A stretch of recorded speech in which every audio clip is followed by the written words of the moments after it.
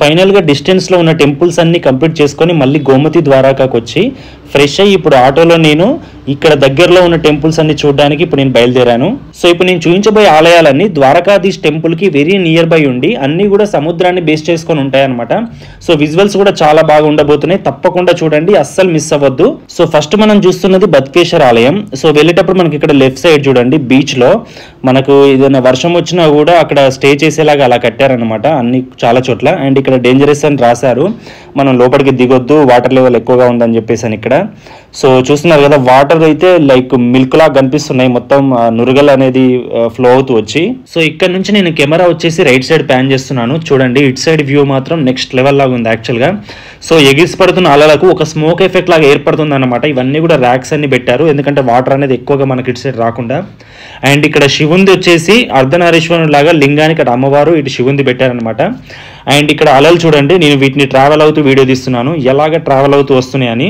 So తోసుకుంటూ వస్తున్నాయి, వచ్చి ఇక్కడ ఏదైతే గట్టు ఉందో దీన్ని కొడుతున్నాయండి. అసలు వాటర్ ఇట్లా ఎగిసి పడుతున్నాయి దారుణంగా. సో చాలా అంటే బ్యూటిఫుల్గా ఉంది చూడడానికి. నాకు అక్కడ ఎంతసేపు కూర్చున్నా కూడా నాకు టైమే తెలియట్లేదు, వాటిని చూస్తూనే ఉన్నాను యాక్చువల్గా. ఇంకా నేను వీలైనంత వరకు ఇట్లా అసలు బ్యూటిఫుల్గా అనిపించింది, చాలా అంటే చాలా చాలా బాగా అనిపించింది. గోడలన్నిటికీ పాకురంతా ఇలా పట్టేసింది అనమాట, మనం చూసుకోకుండా వెళ్తే కింద పడే ఛాన్స్ ఉంటుంది. అండ్ అక్కడ చూడండి రాజస్థానీ స్టైల్లో ఆయన ఎలా తీసుకొని వెళ్తున్నాడో ఒంటె మీద. అండ్ ఇక్కడ నేను కొన్ని విజువల్స్ రికార్డ్ చేస్తూ నేను ఉండాలని చెప్పేసి అని చేస్తాను. ఇది ఎలా ఉందో చెప్పండి కింద కామెంట్లో. అండ్ చూస్తున్నారు కదా, స్లో మోషన్లో రికార్డ్ చేసిన వీడియో ఇది. వాటర్ అసలు ఒక పాలు పోస్తున్నట్టే ఉంది అటు సైడ్ నుంచి, ఆ నురగ అంతా కనిపిస్తూ స్లో మోషన్లో ఒక్కొక్క చినుకు పడే డీటెయిలింగ్ కూడా మనకు తెలుస్తుంది ఇక్కడ. సూపర్, వావ్, ఎక్స్పీరియన్స్ అయితే సూపర్ ఉంది. ఇప్పుడు ఇంకా స్టెప్స్ ఎక్కేసి శివుని దగ్గరికి వెళ్ళిపోదాం. సో ఇప్పుడు నేను చుట్టూ అంతా తిరిగిందంతా కొంచెం డౌన్లో ఉంటుంది, ఇది అప్లో ఉంటుంది అనమాట శివలింగం అనేది. ఈ బద్కేశ్వర్ ఆలయం యొక్క స్థల పురాణం చూద్దాం. సుమారు 5000 సంవత్సరాల క్రితం ఒక శివలింగం వెలిసింది. దాన్నే ఇప్పుడు శ్రీ బద్కేశ్వర్ మహాదేవ్ మందిర్, ఇంకా ఈ లింగాన్ని చంద్రమౌళీశ్వర లింగంగా కూడా పిలుస్తారు. వర్షాకాలంలో వస్తే మీకు ఈ వ్యూ దొరకదు, ఎందుకంటే ఈ టెంపుల్ మొత్తం సముద్రంలో మునిగిపోతుంది. అండ్ మళ్ళీ వాటర్ లెవెల్ తగ్గాక శివలింగం మళ్ళీ మనకు కనబడుతుంది. ఈ దేవాలయం దగ్గర మహాశివరాత్రి రోజున చాలా పెద్ద జాతర జరుగుతుందంట. అండ్ నెక్స్ట్ ఇప్పుడు వచ్చేసి నేను గీతా మందిర్కి వచ్చాను. సో ఈ మందిర్ అనేది కూడా మనకు సముద్రాన్ని బేస్ చేసుకుని ఉంటుంది. అండ్ ఇక్కడ రైట్ సైడ్ లో వచ్చేసి కాటేజెస్ కూడా ఉంటాయి అన్నమాట. ఈ గీతా మందిర్ ను 1970లో బిర్లా యొక్క పారిశ్రామికవేత్త కుటుంబం భగవద్గీత యొక్క గొప్పతనం, బోధనలు మరియు విలువలను రక్షించడానికి నిర్మించారు. పాలరాతితో నిర్మించబడిన ఈ ఆలయ నిర్మాణం కళాత్మకంగా సొగసైనదిగా ఉండటమే కాకుండా పవిత్రమైన ప్రాంగణంలో పవిత్ర అనుభూతిని కలిగి ఉంటుంది. కురుక్షేత్ర యుద్ధంలో అర్జునుడికి ఉపదేశించిన గీతోపదేశం లాగా మనకి ఫోజ్ అంతా కనిపిస్తూ ఉంటుంది. సో అర్జునుడును శ్రీకృష్ణుడు పాలరాతి విగ్రహాలతోటి చాలా ఆకర్షణీయంగా కనిపిస్తాయి మనకు. సో ఇక్కడ నుంచి నేను బయటికి రాగానే ఈయన ఫ్రెష్గా అప్పుడే అన్ని ఓపెన్ చేసి పెట్టాడు. ఇక్కడ సముద్రంలో దొరికే శంఖాలు కానీ గవ్వలు కానీ, ఇది ఒకటి తీసుకున్నాం, భలే ఉంది అసలు. ఏంటి ఇవన్నీ వచ్చి దండలాగా వేసుకుంటారు కదా. అండ్ నెక్స్ట్ ఇప్పుడు వచ్చేసి నేను గాయత్రీదేవి శక్తిపీఠం దగ్గరికి వెళ్తున్నాను. అలా వెళ్తుంటే నాకు ఇక్కడ లెఫ్ట్ సైడ్ లో ఒక కన్స్ట్రక్షన్ కనిపించింది. ఇది ఎన్ని వందల సంవత్సరాల క్రితంతో తెలియదు, కానీ చూడడానికి అయితే చాలా బ్యూటిఫుల్ గా అనిపించింది నాకు. ద్వారకా గాయత్రి శక్తిపీఠం గురించి ఒక ప్రసిద్ధ పౌరాణిక కథ ఉంది. ఈ శక్తిపీఠం 18 ప్రధాన శక్తిపీఠాల్లో ఒకటి. శక్తిపీఠం స్థాపన గురించిన కథను శ్రీమద్ భాగవతం మరియు దేవీ భాగవతం వంటి పురాణాల్లో వివరించారు. ఈ కథ ప్రకారం సతీదేవి దక్షయజ్ఞ సమయంలో తనను తాను అగ్నికి ఆహుతి చేసుకుంటుంది. ఈ సంఘటన తెలుసుకున్న మహాశివుడు తన భార్య శవాన్ని మోసుకుంటూ తిరగడం మొదలుపెట్టాడు. దీంతో సృష్టి చక్రం స్తంభించిపోయింది. ఈ పరిస్థితిని సరిచేసేందుకు మహావిష్ణువు తన సుదర్శన చక్రంతో సతీదేవి శరీరాన్ని 51 భాగాలుగా ఖండిస్తాడు. ఈ భాగాలు భూమిపై వివిధ ప్రదేశాల్లో పడి శక్తిపీఠాలుగా మారాయి. ఇక్కడ సతీదేవి గదము భాగం పడి గాయత్రి శక్తిపీఠంగా మారింది. ఈ శక్తిపీఠం యొక్క ప్రత్యేకత ఏంటంటే గాయత్రి మంత్రం విశ్వంలోని అన్ని భాగాలకు వెలుగును ప్రసాదిస్తుంది. గాయత్రి మాత తన భక్తులకు జ్ఞానాన్ని, ప్రకాశాన్ని అందిస్తుందని భక్తులు నమ్ముతారు. అసలు కెమెరా ఎక్కడ పెట్టినా కూడా ఆల్మోస్ట్ ప్రతి విజువల్ చాలా బ్యూటిఫుల్గా అనిపిస్తుంది నాకు. నేను ఇప్పుడు ఈ సముద్రం కొంచెం దగ్గర దాకా వెళ్తున్నాను. నేను ఇక్కడ వచ్చి ఈవినింగ్ టైంలో కూర్చోవడానికి ఇదంతా అరేంజ్మెంట్ చేశారు. అండ్ నెక్స్ట్ వచ్చేసి ఇంకొకటి ఏంటంటే మనకు భారతదేశంలోనే మనకు చివరిగా సన్సెట్ అయ్యేది ఇక్కడ నుంచే అన్నమాట. సో అది చూద్దాం అనుకున్నాను కానీ నేను ఈవినింగ్ టైంలో రికార్డ్ కూడా చేద్దాం అనుకున్నా కానీ సో సన్ అనేది ఆ టైంలో రాలేదన్నమాట. అప్పటి వరకు చాలా మొత్తం ఇంకా మేఘాలన్నీ వచ్చేసి సన్ కనిపించలేదు నాకు. సముద్ర అలలు చాలా ఫాస్ట్గా వస్తున్నాయండి. వచ్చి ఈ రాళ్ళను కొట్టుకున్న తర్వాత ఒక పాల నురుగల్లాగా అనిపిస్తున్నాయి. ఇక్కడ నుంచి అక్కడ డిస్టెన్స్లో చూస్తున్నారు కదా, ఒక చిన్న గోపురం లాగా కనిపిస్తుంది. అది సముద్రనారాయణ టెంపుల్. తర్వాత మనం అక్కడికి వెళ్దాం మళ్ళీ. సో చూడండి, ఒక స్మోక్ ఎఫెక్ట్ లాగా వస్తుంది. ఇట్లా అలలు కొట్టేసిన తర్వాత మనకు ఇట్లా ఒక పొగ లాంటి మంచు వస్తుంది అనమాట. సో బ్యాక్ సైడ్ అంతా నా సముద్రం కనిపించేలాగా నేను తీసుకుంటున్నా. అక్కడ లాస్ట్లో వచ్చేసి మనకు లైట్ హౌస్ ఉంటుంది. అండ్ చూస్తున్నారు కదా, నాకైతే వెరీ మెమొరబుల్ ఎక్స్పీరియన్స్ అనమాట. నాకు చాలా అద్భుతంగా అనిపించింది. ప్రతి మూమెంట్ నేను చాలా చాలా ఎంజాయ్ చేశాను. సో ఇక్కడ గాల్లో ఎగురుతున్న పక్షులను కూడా రికార్డ్ చేశాను. అండ్ నేను ఇంకొక దగ్గరికి వెళ్ళి సో వాటి మధ్య నుంచి పరిగెత్తే ప్లాన్ కోసం ఇప్పుడు వెళ్తున్నా నేను. సో వాటిని భయపెట్టాను అనుకుంటే నాకు తెలుసు. నేను ఇది స్లో మోషన్లో తీసుకుందాం అనుకున్న షాట్, బట్ ఇది నార్మల్గానే వచ్చేసింది మళ్ళీ. అండ్ నెక్స్ట్ ఇది వచ్చేసి సిద్ధేశ్వర్ మహాదేవ్ మందిర్. ఇది సముద్రాన్ని ఆనుకొని లేకుండా కొంచెం లోపలికి ఉందన్నమాట ఇది.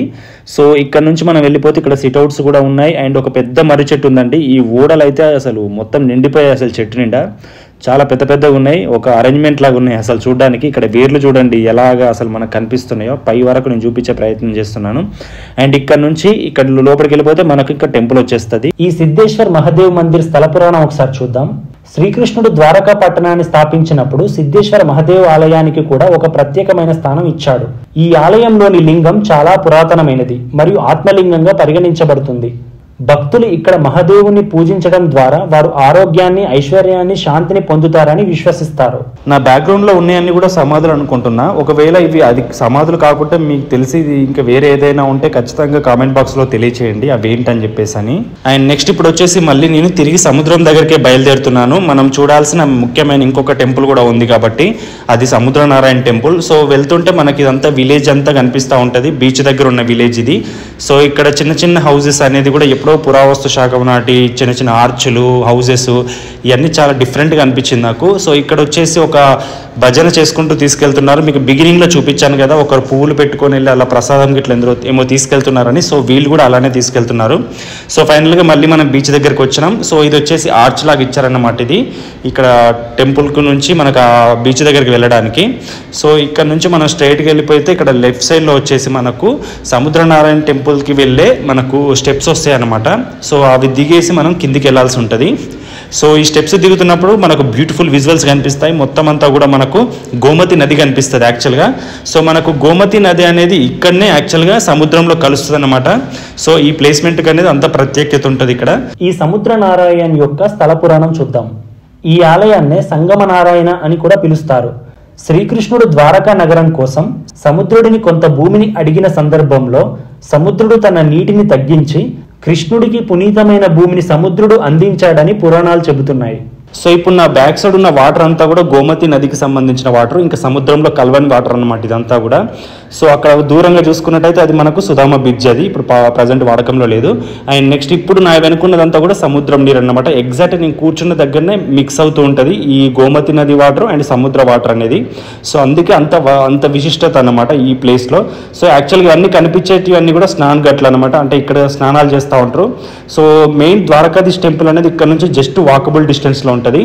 అండ్ సముద్రనారాయణ టెంపుల్ లోపల ఇది ఒకటి విండో లాంటి ప్లేస్ అనమాట. యాక్చువల్గా ఇది ఒక ఇటుక పెట్టేంత సందులో ఉంటే కూడా నేను రికార్డ్ చేసే ప్లాన్ చేస్తున్నాను.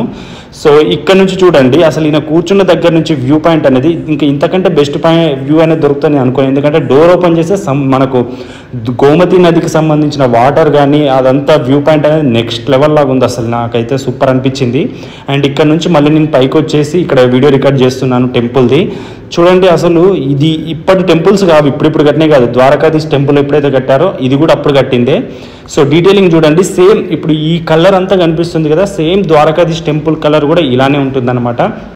అసలు ఎన్నిసార్లు చూసినా కూడా నాకు మళ్ళీ చూడాలన్నంత అనుభూతి కలుగుతుందండి. నాకు ఒక విఎఫ్ఎక్స్లో క్రియేట్ చేసిన టెంపుల్ లాగా కనిపిస్తుంది నాకు అసలు నిజంగా చెప్పాలంటే. సో ఇక్కడ నాకు కొంతమంది మన తెలుగు వాళ్ళు కనిపించారు. వాళ్ళు స్టూడెంట్స్ యాక్చువల్గా ఇక్కడ దగ్గరలో చదువుకుంటున్నారంటే ఎగ్జామ్ రాయడానికి వచ్చారు. సో వాళ్ళతో మాట్లాడుతున్నాం ఇప్పుడు మనం. ఇంటర్న్షిప్ చేయడానికి వచ్చారా అహ్మదాబాద్లో? ఓహో,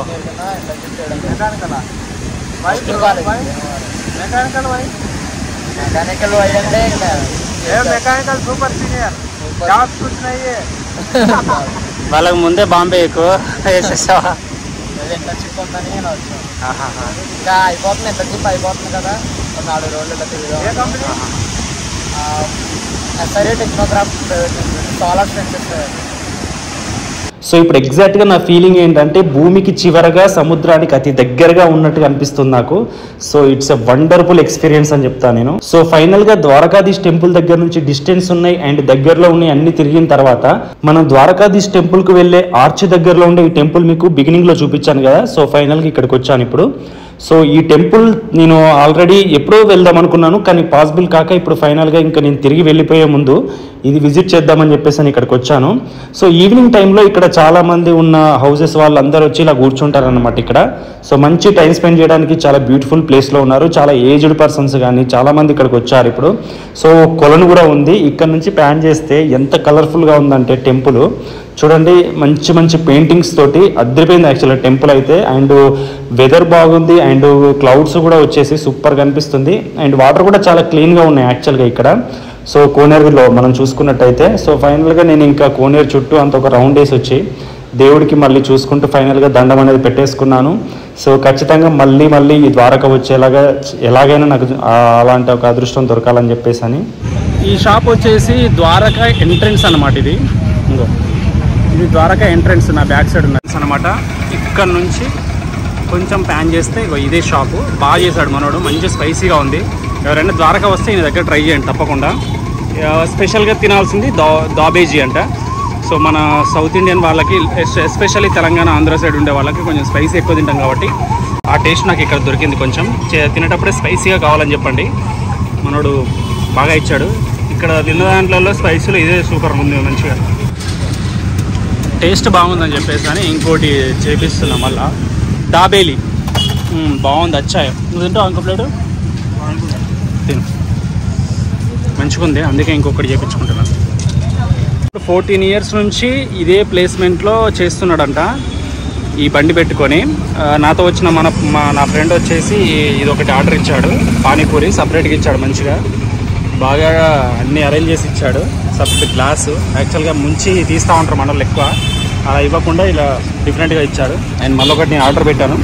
గైస్, ద్వారకా ట్రిప్ చాలా అద్భుతంగా ముగిసింది. ఫైనల్గా ద్వారకాలో ఏమేమి చూడాలనుకున్నానో అవన్నీ కూడా ఇంపార్టెంట్ అన్నీ చూశాను. అండ్ మీరు ఇప్పటివరకు ఫుల్గా మొత్తం చూసినట్టయితే కంప్లీట్ ద్వారకా మొత్తం నేను ఎక్స్ప్లోర్ చేయడానికి ప్రయత్నించాను. అండ్ నెక్స్ట్ వచ్చేసి ఇంకోటి ఏంటంటే ఇంకా వెళ్ళిపోతున్నాము ఇప్పుడే ద్వారకా నుంచి. సో కృష్ణయ్య మాకు అన్ని తిరిగేలాగా అదృష్టాన్ని ఇచ్చాడని నేను భావిస్తున్నాను. అండ్ ఖచ్చితంగా సబ్స్క్రైబ్ చేసుకోండి. ఫైనల్గా హరే కృష్ణ కృష్ణ కృష్ణ హరే హరే, హరే రామ రామ రామ హరే హరే. సో మళ్ళీ తప్పకుండా ఏదో ఒక రోజు మళ్ళీ కృష్ణయ్య ఇక్కడికి పిలిపించుకుంటాడని అనుకుంటున్నాను. Thank you, bye. అన్ని పార్ట్స్ లింక్స్ వీడియో కింద ఇచ్చాను, ఒకసారి ఓపెన్ చేసి చూడండి. Please subscribe my YouTube channel and Hare Krishna అని కామెంట్స్లో స్లోగన్ చేయండి ఫ్రెండ్స్.